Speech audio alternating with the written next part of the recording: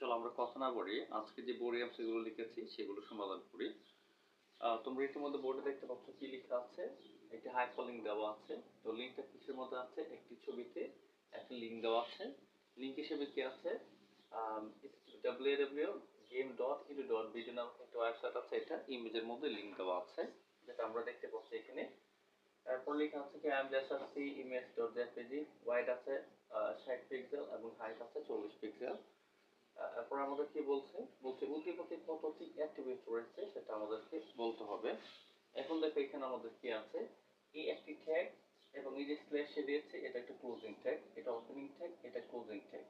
এখানে ইমেজটা কি এমটি ট্যাগ, ইমেজে শুধু কি আছে ওপেনিং ট্যাগ আছে, যার কোনো ক্লোজিং ট্যাগ নাই। এখন দেখো এখানে এই যে href এটা একটা অ্যাট্রিবিউট, এখানে একটা অ্যাট্রিবিউট আছে, এখানে src একটা অ্যাট্রিবিউট আছে।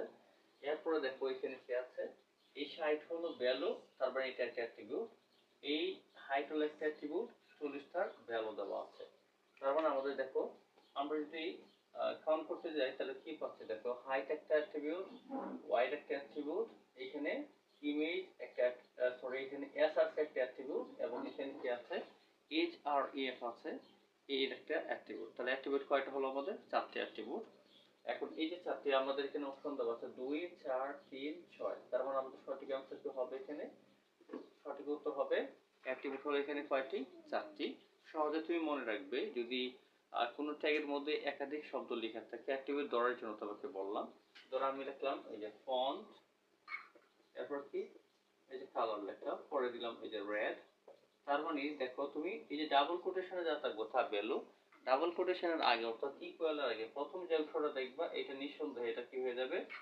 অ্যাট্রিবিউট হয়ে যাবে। তার পূর্বে যদি কোনো শব্দ থাকে নরমালি তাহলে ধরে নিব যে এটা একটা ট্যাগ, ঠিক আছে?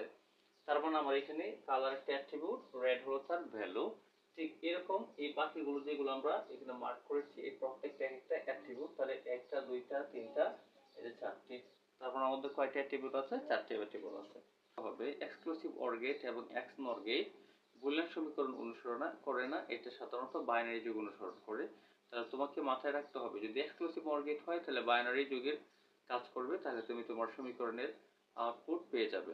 এখন যেহেতু আমাদের এক্সনর গেট আছে, তা আমরা জানি বাইনারি যুগের কাজ করলে এক্সঅর গেট, তাহলে এক্সঅর যদি বাইনারি কাজ করে তাহলে আমি তো যোগ করে কি পাচ্ছি 0 + 1, তার মানে যোগ করলে 0 0 0 + 1 হলে 1 হয়। যেহেতু আমার উপর একটা বার আছে, আমি যদি 1 এ বার দিই তাহলে কি হয়ে যাচ্ছে? 0 হয়ে যাচ্ছে। তার মানে আমার কি হবে? আমরা আউটপুট হিসাবে 1 পাবো, কিন্তু এই বার থাকার কারণে কি হয়ে যাবে? মান পরিবর্তন হয়ে যাবে। তাহলে ফলাফল হবে আমাদের কি? এটা